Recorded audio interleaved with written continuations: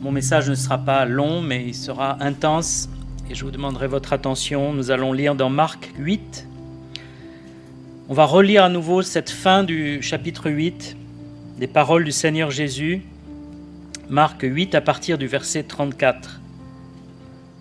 Puis, ayant appelé la foule avec ses disciples, il leur dit : « Si quelqu'un veut venir après moi, qu'il renonce à lui-même, qu'il se charge de sa croix et qu'il me suive. Car celui qui voudra sauver sa vie la perdra, mais celui qui perdra sa vie à cause de moi et de la bonne nouvelle la sauvera. Et que sert-il à un homme de gagner tout le monde s'il perd son âme ? Que donnerait un homme en échange de son âme ? Car quiconque aura honte de moi et de mes paroles au milieu de cette génération adultère et pécheresse, le Fils de l'homme aura aussi honte de lui quand il viendra dans la gloire de son Père avec les saints anges. » Voilà, si un message que j'aimerais donner avant de mourir, c'est celui-là, parce que c'est vraiment le cœur du message du Seigneur Jésus-Christ. Comme je l'avais dit la dernière fois, ici, nous sommes à un tournant de son ministère. La dernière fois, on avait vu qui est Jésus pour nous. On avait vu que les disciples commençaient à comprendre qui il était, mais ce n'était pas clair encore pour beaucoup, comme cet aveugle qui voit graduellement. Et peut-être que vous êtes dans ce cas aussi. Tout n'est pas clair pour vous au sujet de la personne de Christ, de son sacrifice, mais aussi au sujet d'être un disciple, parce qu'ici, ce message s'adresse à la fois aux chrétiens, pour qu'ils soient de vrais disciples, qu'ils comprennent ce que c'est le sens du mot disciple de Jésus-Christ. Et ça s'adresse aussi aux incroyants, aux agnostiques, ou à ceux qui ne connaissent pas bien Jésus-Christ. Et lorsqu'il dit « Que sert-il à un homme de gagner tout le monde s'il perd son âme ?» La valeur de notre âme éternelle, est-ce que ça vaut la peine de la perdre pour l'éternité ? C'est donc une question de vie ou de mort éternelle, là. C'est-à-dire, ce n'est pas juste que quelque chose de passager, de temporel. C'est un choix qui a des conséquences définitives. Il n'y a pas de retour en arrière. La Bible dit, après la mort, vient le jugement. Et le jugement qui vient après la mort, il est définitif. Il n'y a pas de repentance, il n'y a pas de retour, de dire Dieu va me laisser une dernière chance. Dieu nous laisse des millions de chances pendant notre vie. Si on ne les saisit jamais, au jour de la mort, c'est trop tard. Jésus dit « Quiconque aura honte de moi dans ce monde, j'aurai honte de lui », c'est-à-dire il sera condamné. Et c'est pareil aussi pour quelqu'un qui a déjà cru en Jésus-Christ. Non pas qu'il puisse être perdu pour l'éternité. Quand on est sauvé une fois pour toutes, on est pardonné, on a la vie éternelle. Mais est-ce que sur terre, on marche comme un disciple ? Et on va parler un peu de tout cela. La première question que j'aimerais poser, c'est pourquoi est-ce que nous vivons ? Parce que c'est ça le sens un peu de ces paroles. Tous, on a des activités humaines normales. Donc on mange, on boit, on travaille, on dort, on prend les transports, on élève notre famille, on s'occupe de notre famille, on va en vacances pour les Français. Ça, c'est la vie humaine normale. Tout le monde a des occupations et ça fait partie de la vie. On ne peut pas dire, moi je vais me retirer, je ne mangerai plus, je ne boirai plus, Non, on a tous besoin de vivre. Mais ça, c'est la vie au niveau 1. Mais la vie au niveau 5, au niveau 10, le but de la vie, pourquoi est-ce que je vis ? Pourquoi est-ce que je me lève le matin ? Qu'est-ce que je vise dans ma vie ? Et ce qui est terrible, c'est qu'il y a énormément de gens, chrétiens ou pas, ils ne savent pas pourquoi ils vivent. Ils se lèvent le matin parce qu'il faut aller au travail, et ils mangent parce que l'estomac dit j'ai faim, mais ils n'ont pas un but ultime, un but suprême qui gouverne leur vie. Le chrétien, normalement, il a ce but ultime. C'est de glorifier son Créateur, Dieu.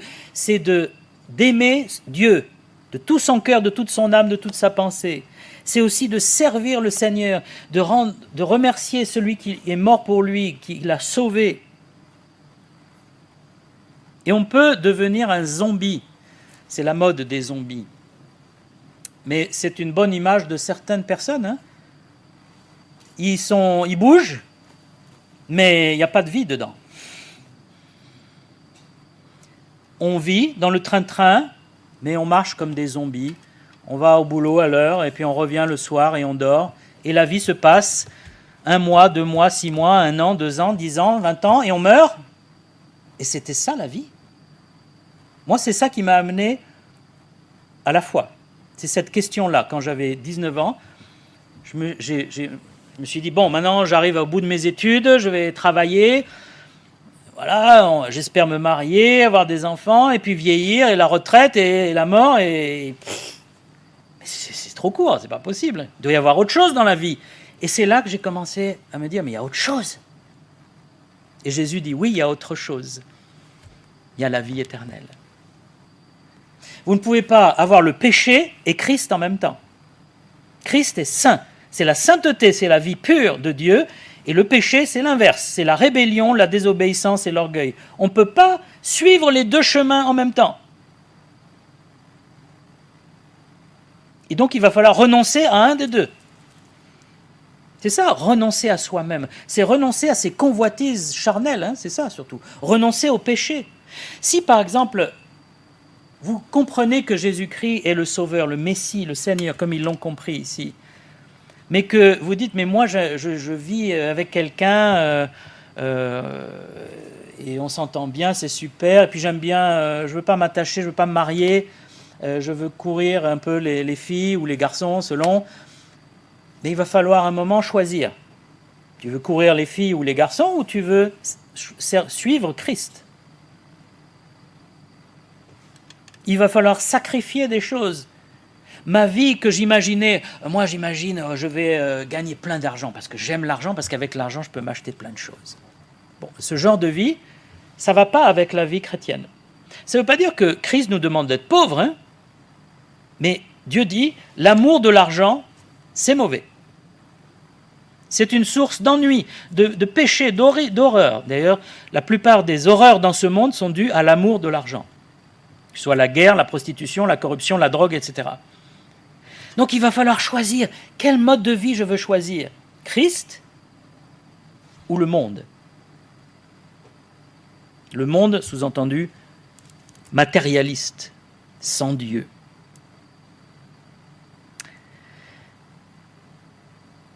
Où Jésus est vraiment mon Christ, mon Messie, mon Sauveur, mon Dieu,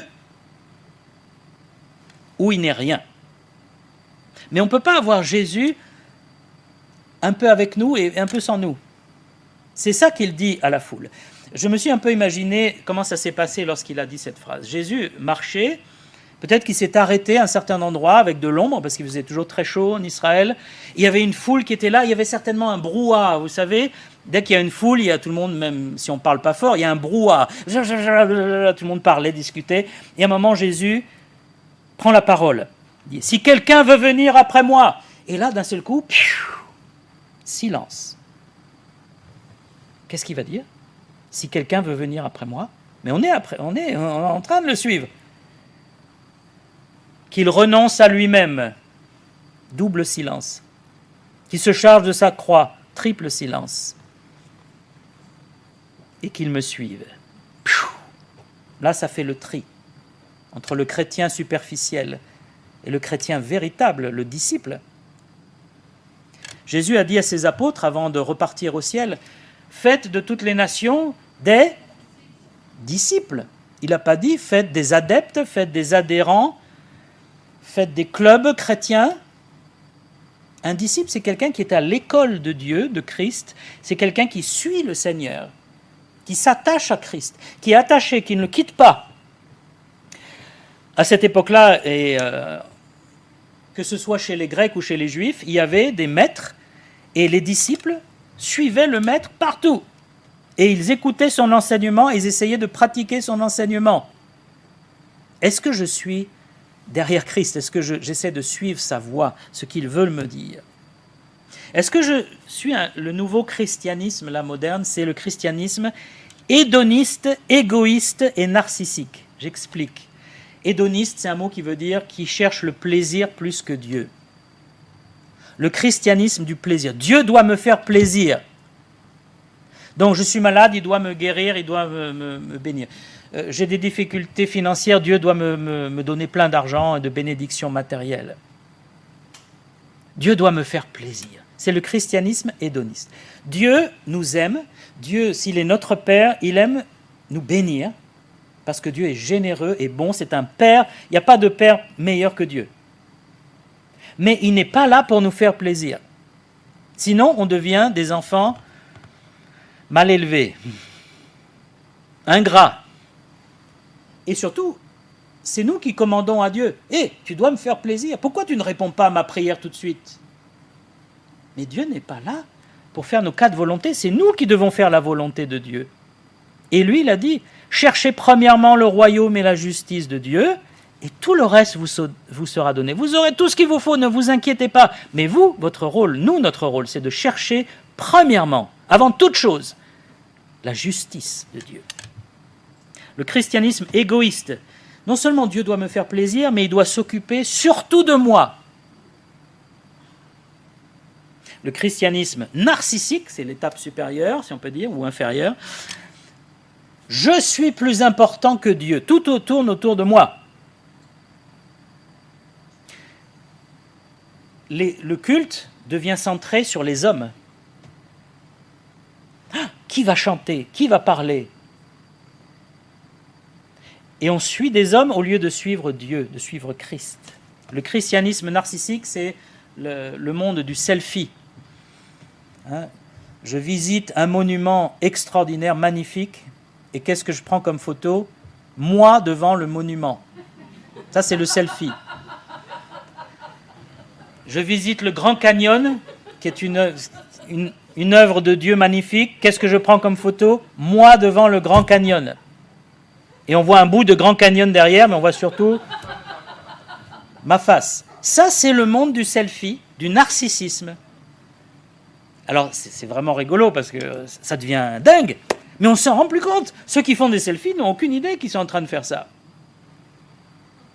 Et il y en a même qui meurent. Il y a beaucoup d'accidents mortels de selfies, les gens qui tombent dans des ravins, parce qu'ils reculent trop et ils tombent. Terrible, terrible. La folie humaine. Eh bien, on peut être un chrétien narcissique. Dieu doit être derrière moi. Moi, je fais des choses, je me mets en avant et je veux qu'on me voie et Dieu, il doit m'appuyer. Il doit bénir mes projets, mes programmes, mes idées, mes désirs. Mais Dieu, il n'est pas là pour être derrière moi, il est là pour être devant moi. Il est au-dessus de moi. Il est avant moi. Le vrai christianisme, c'est celui qui est selon Jésus. Je ne cherche pas mon intérêt. Dans Philippiens 2, c'est un chapitre magnifique de l'épître de Paul aux Philippiens, où il décrit les sentiments qui étaient en Jésus-Christ. C'est-à-dire, avec quelle motivation il a vécu sur la terre. Et il dit, vous devez imiter ces sentiments. Et voilà ce qu'il dit au verset 6. Existant en forme de Dieu, il n'a pas regardé son égalité avec Dieu comme une proie à arracher. Donc Christ est égal à Dieu, il est Dieu. Mais même étant, nous on n'est pas Dieu, loin de là, mais même étant Dieu, il n'a pas cherché à se glorifier, à dire « moi je suis Dieu, poussez-vous les gars, c'est moi ». Vous avez remarqué à quel point Jésus-Christ était humble, caché même, lorsqu'il faisait un miracle, il disait « ne le dis à personne, va juste le dire à ta famille ». Mais il s'est dépouillé lui-même en prenant une forme de serviteur. En devenant semblable aux hommes, il a paru comme un vrai homme, il s'est humilié lui-même en se rendant obéissant au Père, jusqu'à la mort, même jusqu'à la mort de la croix. Et il dit, verset 4, que chacun de vous, au lieu de considérer ses propres intérêts, considère aussi ceux des autres. Bien sûr, on ne va pas se négliger soi-même, mais est-ce que je mets à égalité les intérêts des autres, de ma famille, de mes amis, de mes frères et sœurs? C'est ça le vrai christianisme. Je cherche la volonté de Dieu avant mon plaisir, avant mon égoïsme. Seigneur, qu'est-ce que tu veux? C'est vraiment, ça doit devenir le réflexe du chrétien. Avant de prendre n'importe quelle décision, Seigneur, quelle est ta volonté? Et il ne faut pas que ce soit une sorte de truc, là encore, païen, c'est-à-dire, montre-moi un signe, dis-moi tout de suite, dans la seconde, là, j'ai besoin de ta réponse, Seigneur, là, il faut dans la seconde un verset, un truc, une réponse, un éclair. Non, chercher la volonté de Dieu, c'est un effort, c'est tous les jours. Il dit, dans Romains chapitre 12, il faut discerner la volonté de Dieu. Discerner, ça prend un certain temps. Ça veut dire qu'il faut être en communion avec Dieu. Il faut lire la Bible régulièrement. Il faut écouter Dieu quand on prie. Pas juste débiter notre prière. Il faut être à l'écoute. Seigneur, qu'est-ce que tu as à me dire? Je cherche ta volonté. C'est essentiel pour être un disciple. Et puis, porter sa croix, se charger de sa croix. J'ai déjà dit la semaine dernière que c'était l'image du crucifié qui devait porter sa croix dans toute la ville, jusqu'au lieu de la crucifixion. Et en portant sa croix, il portait la honte, il portait l'humiliation, il subissait des colibets, on lui jetait des choses. Et souvent, il tombait, pas comme Jésus est tombé, parce qu'il avait été fouetté avant. Et Jésus dit, il va falloir accepter de porter des croix, des hontes, parce que vous êtes chrétien, parce que vous faites des choix chrétiens et pas les choix du monde. C'est arrivé à un certain niveau pour Dusty Miller. Dusty Miller, c'était un soldat américain de la Deuxième Guerre mondiale. C'était un chrétien méthodiste, un jardinier. Il a été enrôlé pendant la Deuxième Guerre contre les Japonais parce que c'était les alliés des nazis. Le gouvernement japonais s'est allié aux nazis pour la guerre. Il s'est retrouvé à Singapour et là, il a été fait prisonnier avec des dizaines de soldats américains. Ils se sont retrouvés dans un camp japonais. Les camps japonais, c'était les pires. Je ne sais pas ce qu'ils avaient, les chefs de camps japonais, mais ils aimaient torturer les gens. Ils aimaient... C'était de la torture psychologique et physique. Double. Et ils ne donnaient pas assez à manger aux prisonniers, ils ne leur donnaient pas assez d'eau, et les soldats se sont dit, qui étaient prisonniers, ils disent, on va mourir de faim dans quelques semaines là. Si on n'a pas plus à manger, à boire, on va mourir. Et Dusty Miller, qui était un chrétien engagé, il a dit, les amis, il y a une chose qui pourrait nous sauver, c'est on partage les rations. Parce qu'il donnait les rations un peu comme ça, c'était le premier qui la prenait, qui l'avait. Et donc les plus forts, ils avaient plus à manger que les plus faibles ou les malades, qui eux ne pouvaient même pas se déplacer, ou les blessés. Il dit, on va partager, on va faire des portions identiques pour chacun. Même si elle est un peu réduite, au moins on aura tous à manger, tous à boire. Et il a instillé un esprit chrétien dans ce camp. Parce que dans les camps de prisonniers, ça peut vite devenir la jungle. Vous avez beau être civilisé, quand vous mourrez de faim, il n'y a pas de frères, de combattants, il n'y a plus personne. Et lui, il a donné l'esprit de Christ dans ce camp. Un de ses collègues s'appelait Ernest Gordon, c'était un agnostique, quelqu'un qui dit « moi Dieu, je ne sais pas, peut-être il existe, mais bon ». Et en voyant le témoignage de Dusty Miller, il a commencé à se dire « mais il y a quelque chose là d'unique, d'extraordinaire ». Et le chef japonais était tellement en colère contre Dusty Miller, parce qu'il a vu faire et il s'est dit « oh là là, il est en train de mettre une bonne ambiance, et moi je ne veux pas qu'il y ait une bonne ambiance dans mon camp. Je veux qu'ils en bavent, je veux qu'ils meurent. Je veux qu'il souffre. » Alors il a commencé à le punir, particulièrement ce chrétien. Et le chrétien ne bronchait pas. Il ne se plaignait pas, ne pleurnichait pas. Il se remettait à Dieu sous les coups, sous le fouet, le bâton, tout, il a tout eu. Et il était tellement solide face aux persécutions que le chef japonais a dit « bon, tu es chrétien toi ou pas ?» « Oui, monsieur, je suis chrétien. » Et comment il est mort, Jésus-Christ? Il est mort crucifié. Ben, tu vas être crucifié. Il a cloué deux poutres et ils l'ont cloué, bras et jambes, sur la croix. Il est mort sur cette croix, devant ses frères soldats. Et Ernest Gordon est devenu chrétien ce jour-là. Il a dit, cet homme, il est prêt à mourir pour sa foi, comme Christ. Il dit, moi je veux suivre Christ aussi. Dusty Miller, on peut dire qu'il a porté sa croix jusqu'à un point inimaginable.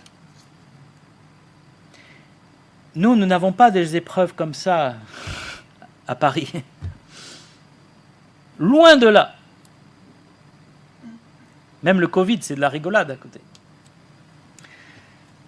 Mais nous sommes appelés à porter notre croix aussi, c'est-à-dire à choisir Christ plutôt que le péché. Choisir la volonté de Dieu plutôt que mes plaisirs personnels, ou mes désirs, ou mes charnels, et mes convoitises. Et c'est ça, se charger de sa croix. Mais alors si je dois renoncer, c'est la question qu'on se pose toujours, mais c'est trop dur. Renoncer à soi-même, ça veut dire je n'existe plus, alors tout ce que je veux, je pense, ça ne veut plus rien dire. Dieu n'a pas dit qu'on doit disparaître. Mais renoncer à soi-même, c'est en fait renoncer à sa vie de péché, sa chair, sa nature pécheresse. Mais ce n'est pas renoncer vraiment à réfléchir, à penser, à aimer ou à être heureux. Ce n'est pas ça du tout. Et c'est Satan qui veut nous faire croire. Dieu, ce qu'il veut, c'est te faire souffrir. Il veut te réduire à néant. Mais avec moi, dit le diable, tu vas avoir du plaisir. Tu vas rigoler. Et on a tendance à se faire avoir à chaque fois. Pourtant, on a vu dans Genèse 3, quand tu suis le diable, qu'est-ce qui se passe? C'est la déchéance, c'est la honte, c'est la mort.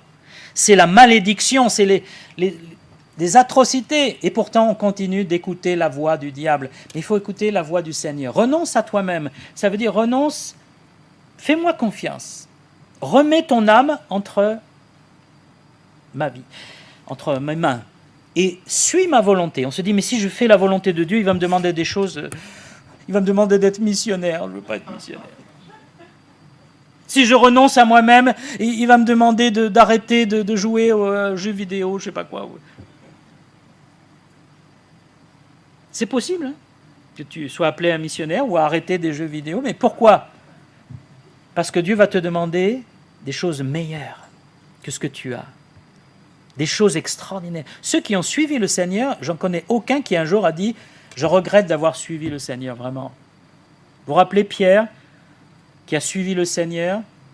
Qu'est-ce que Jésus a dit? Il dit « Vous allez m'abandonner, vous aussi ?» Et Pierre, il a répondu « À qui irions-nous? Où est-ce qu'on va aller ?» Et Pierre, il a suivi le Seigneur jusqu'à la mort. Il a été probablement crucifié lui aussi hein, par les Romains. Ce n'est pas dans la Bible, mais c'est dans l'histoire. Et Jésus s'adresse aussi un peu aux incroyants. Il dit, si tu perds ton âme, tu la gagnes. Mais si tu veux sauver ton âme, tu la perdras. C'est bizarre comme enseignement. Normalement, tu veux te sauver. Mais il dit, si tu veux te sauver, tu vas perdre. Et si tu perds, tu vas être sauvé. Mais ça, c'est la façon de penser de Dieu. Ce n'est pas la même que la nôtre. Qu'est-ce qu'il veut dire par là? Il veut dire, si tu veux garder ta vie de péché, ta vie dans le monde, ta vie égoïste, tu vas sauver ta vie égoïste, oui. Dieu va te laisser libre, tu vas mener ta vie égoïste jusqu'à la fin de tes jours. Mais au jour du jugement, ton âme sera perdue pour l'éternité. Tu seras condamné.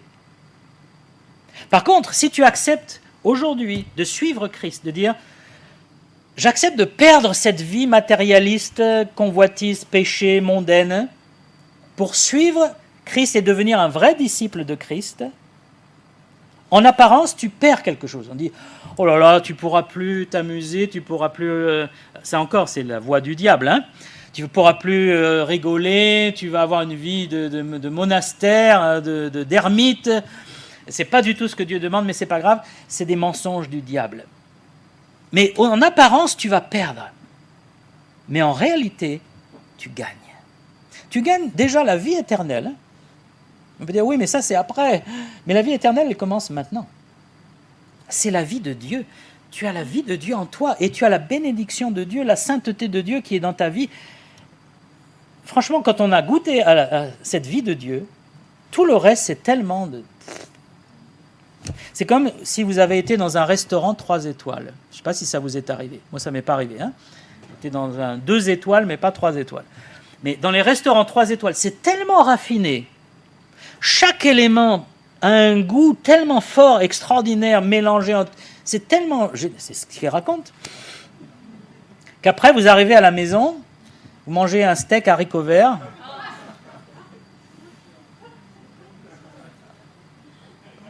Vous dites, non, je ne peux plus là. Moi, je veux que du 3 étoiles tout le temps. Quand vous avez goûté que Dieu est bon, à la vie éternelle, à cette vie merveilleuse, cette communion avec le Seigneur, la vie de péché paraît tellement nulle, tellement dégradante, tellement vide. De suivre Christ, ce n'est pas perdre, c'est gagner. En apparence, c'est perdre ton âme ou ta vie, mais en réalité, tu gagnes tout. C'est ce que dit la Bible aussi, Paul, hein? La piété est utile à tout. Et elle te donne le temps présent et la vie éternelle. Tu as tout en même temps quand tu as la piété, quand tu as la relation avec Dieu.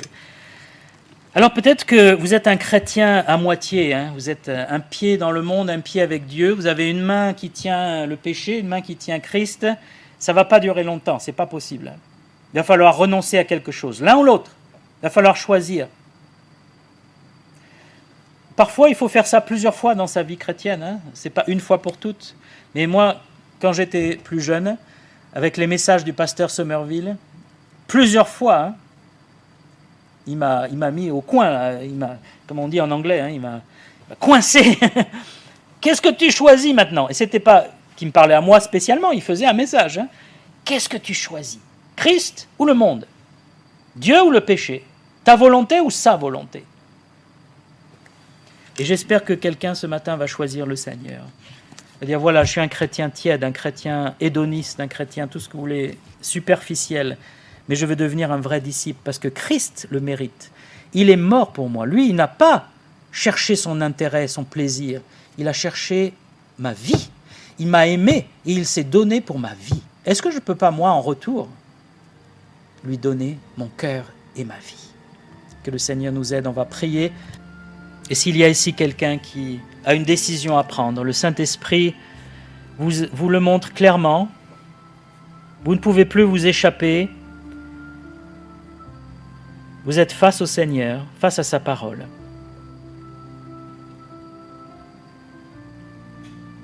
Et c'est à vous maintenant de dire oui ou non au Seigneur, de dire je te suis, je veux être ton disciple. Vous ne le regretterez jamais. Lancez-vous, c'est ça la foi. Il faut se lancer sans tout voir d'abord. Hein. On voit ensuite les bénéfices. Mais lancez-vous par la foi dans les bras du Seigneur. Seigneur, prends ma vie, prends mon âme. Seigneur, je dépose à tes pieds mes convoitises, mes péchés, mes addictions, mes buts charnels et mondains. Et je veux avoir tes buts, ta sainteté, ta vie qui coule en moi. Seigneur, viens dans mon cœur, remplis-moi de ton esprit. Donne-moi d'être un chrétien sincère, authentique, sérieux, prêt à se sacrifier par amour pour Dieu.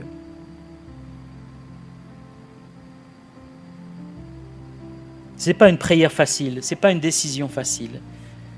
Mais quand vous l'aurez prise, vous en verrez les fruits rapidement. Et vous aurez envie de dire aux autres, mais fais-le aussi. Peut-être que vous êtes ici, vous êtes un peu agnostique, vous n'êtes pas sûr qu'il y a un Dieu, vous n'êtes pas sûr que la foi soit quelque chose de réel. Et vous êtes en train de perdre votre âme en voulant la sauver. Là aussi, il faut être prêt à dire, Seigneur, je te fais confiance. Je sais que tu es mort sur la croix pour moi. Et je veux mettre ma foi en toi, ma confiance. Tu es digne de confiance parce que tu es juste, tu es saint, tu es bon. Les hommes ne sont pas dignes de confiance comme Jésus-Christ. Seigneur, prends ma vie, sauve-moi, purifie-moi.